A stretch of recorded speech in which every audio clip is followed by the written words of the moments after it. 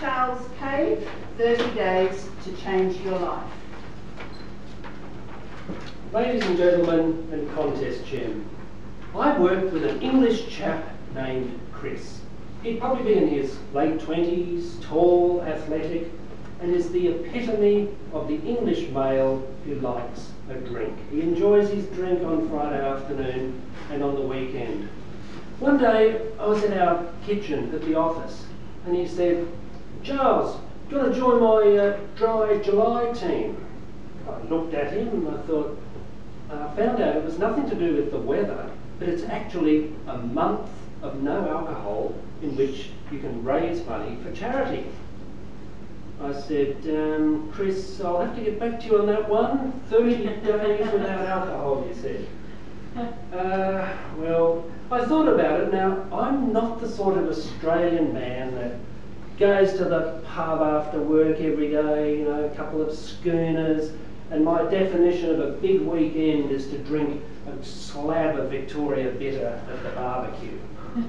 I'm actually the sort of person that, you know, likes a glass of wine or a gin and tonic. And besides, I had a Toastmasters changeover dinner in July, so how could I have no alcohol for the whole month and miss out on a lovely social opportunity? I started to feel a little bit guilty, and I said, "Chris, I won't join you this time, but to assuage my guilt, I made sure I donated generously to his fundraising." A few days later, we're into the month of July. I see him at the kitchen. "How you going, Chris? How's the no alcohol?" "Oh yeah, pretty good. No problems." I said, "How do you feel going to a party? There's wine and beer and cocktails available and you can't touch it?" He said, "Oh, I get a lot of support from my friends, and besides, we're having a big champagne breakfast on the 1st of August." I must admit I admired his skill, but towards the end of the month, my curiosity was starting to get to me. I thought, what would it be like to have no alcohol? 30 days. So I set up my own Dry August. I thought, let's just run a little experiment. And I did exactly the same thing. 30 days, no alcohol. Now, ladies and gentlemen, you're probably wondering, how did you go? How did you cope? 4 weeks, no alcohol. Well, the first week was easy. I just drank water with my dinner. Sometimes I'd have some fruit juice. That wasn't too much of a problem. It wasn't as though I was a smoker trying to give up a 40 cigarette a day habit. But by the time the second week came along, I was about the Tuesday, I thought, I'd love to have a glass of wine on Friday, it's been a busy week. But you know, I got through. The third week came along, I'm starting to notice a few positive benefits. I thought, you know, the weight seems to be going down, the pants are getting a bit loose. Sure enough, I was losing a bit of weight. I was sleeping better at night.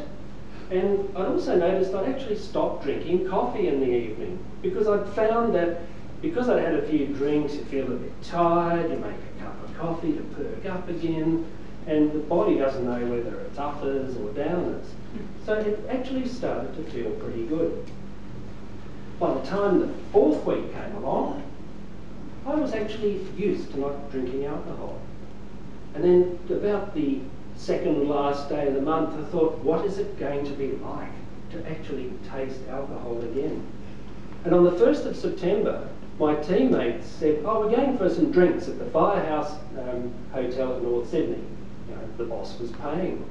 I thought, oh, this will be interesting.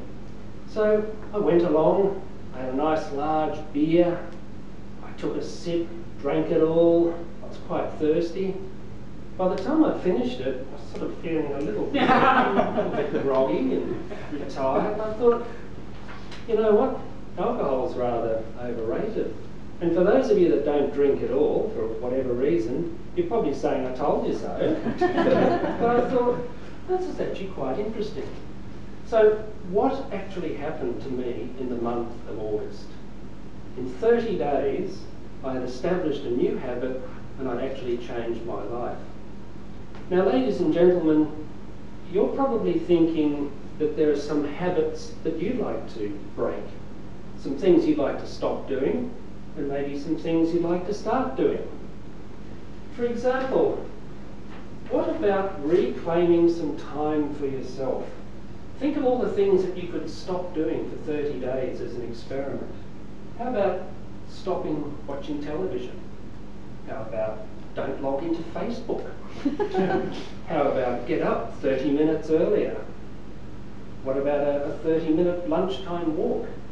And perhaps you could stop the takeaway cappuccinos and put the money that you've saved to your favourite charity.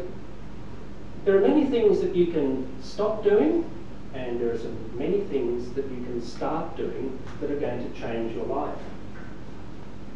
Now, the good thing about a 30-day trial is that it's just a 30-day trial. There is no commitment to continue on. It's like a contract where you've got that cooling off period. You might say, I'm going to go to the gym every day. 5:30 I'll be there for 1 hour. After 30 days you might say, no more. But at least you've given yourself permission to try something for 30 days and to choose if you'd like to keep that going in your life or to say, no, that's not for me. You may have thought of something else to do instead. But it gives you that window of 30 days. Now, a good way to support your habit is to make a little visual aid. I've got some little 1 kilo weights that I keep trying to work on the arm. So I made this little chart, and I started this morning. I've got a calendar, 30 days. I've got an inspirational picture of Arnold Schwarzenegger and a reminder, daily weight training. So I look at that and I'm thinking, well, I'm not going to get biceps as big as Arnie, but it's reminding me to pick up those weights that are on the floor, do the bicep curls, this thing, and then 5 of these. It only takes 10 minutes, but tomorrow morning I'll be doing another cross. So ladies and gentlemen, I challenge you to pick one habit to make or break starting tomorrow in 30 days. And I believe that in 30 days you can change your life.